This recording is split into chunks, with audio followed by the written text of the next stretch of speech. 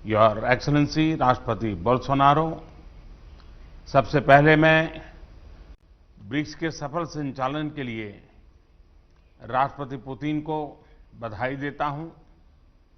आपके गाइडेंस और इनिशिएटिव की वजह से वैश्विक महामारी के समय में भी ब्रिक्स अपनी गति को बरकरार रख पाया है। अपनी बात आगे रखने से पहले मैं प्रेसिडेंट रामाफोसा को जन्मदिवस की शुभकामनाएं देता हूं। एक्सेलेंसीज, इस साल के समिट का theme BRICS partnership for global stability, shared security and innovative growth प्रासंगिक तो है ही, किंतु दूरदर्शी भी है। विश्व में महत्वपूर्ण जियो स्ट्रैटेजिक बदलाव आ रहे हैं, जिनका प्रभाव स्टेबिलिटी, सिक्योरिटी और ग्रोथ पर पड़ना और पड़ता रहेगा। और इन तीनों क्षेत्रों में ब्रिक्स की भूमिका अहम होगी। एक्सेलेंसीज, इस वर्ष दूसरे विश्व युद्ध की 75वीं वर्षगांठ पर हम वीर गति पाए सैनिकों को श्रद्धांजलि देते हैं। भारत से भी 2.5 मिलियन से अधिक वीर इस युद्ध में यूरोप, अफ्रीका और साउथ ईस्ट एशिया जैसे कई फ्रंट्स पर सक्रिय थे। इस वर्ष यूनाइटेड नेशंस की स्थापना की 75वीं वर्षगांठ भी है।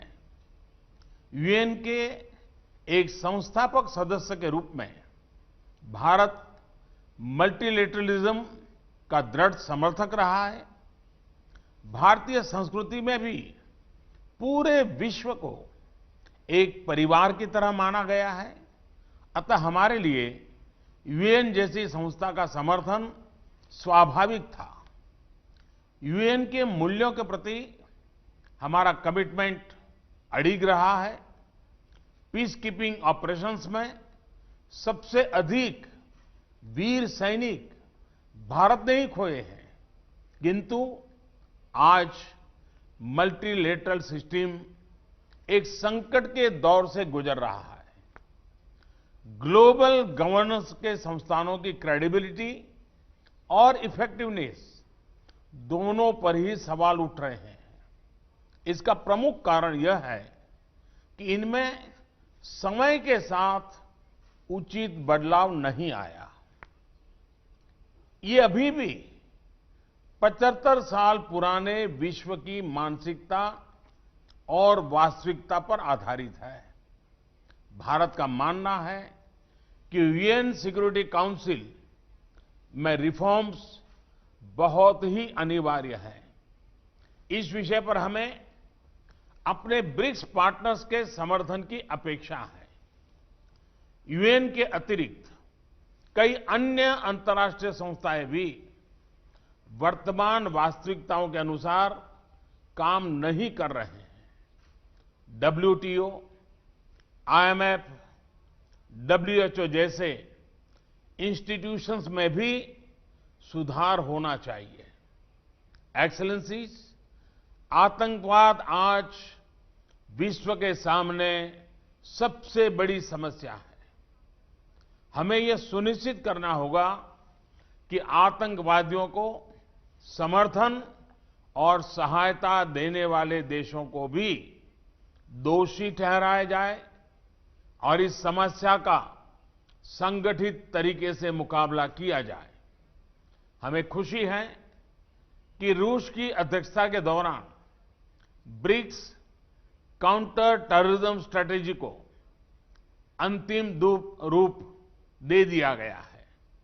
यह एक महत्वपूर्ण उपलब्धि है और भारत इस कार्य को अपनी अध्यक्षता के दौरान और आगे बढ़ाएगा।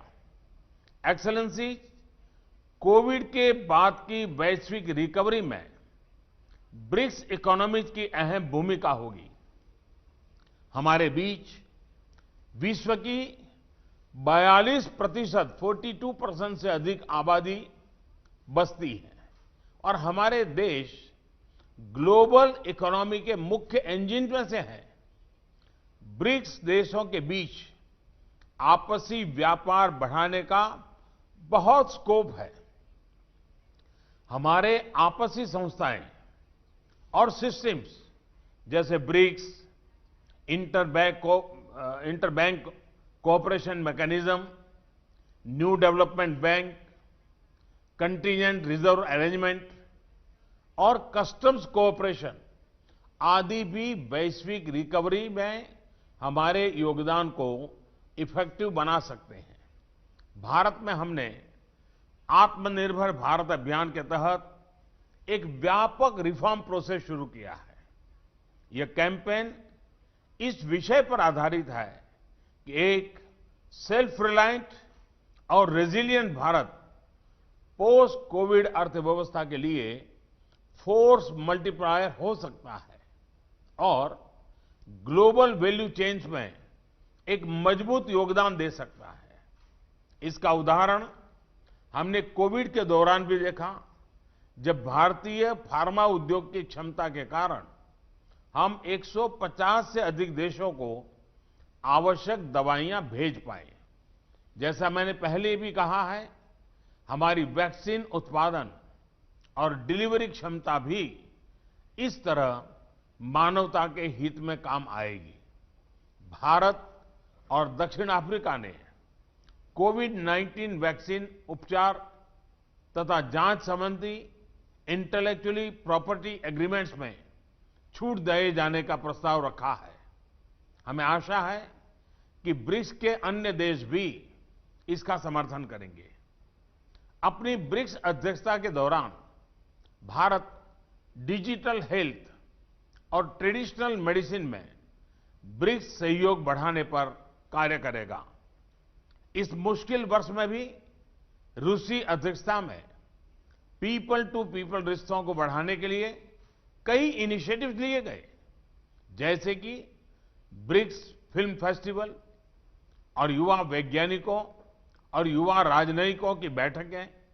इसके लिए मैं राष्ट्रपति पुतिन का हार्दिक अभिनंदन करता हूं। एक्सेलेंसीज, 2021 में ब्रिक्स के 15 वर्ष पूरे हो जाएंगे। पिछले सालों में हमारे बीच लिए गए विभिन्न निर्णयों का मूल्यांकन करने के लिए हमारे शेरपा एक रिपोर्ट बना सकते हैं। 2021 में अपनी अध्यक्षता के दौरान हम ब्रिक्स के तीनों स्तंभों में इंट्रा ब्रिक्स सहयोग को मजबूत करने का प्रयत्न करेंगे।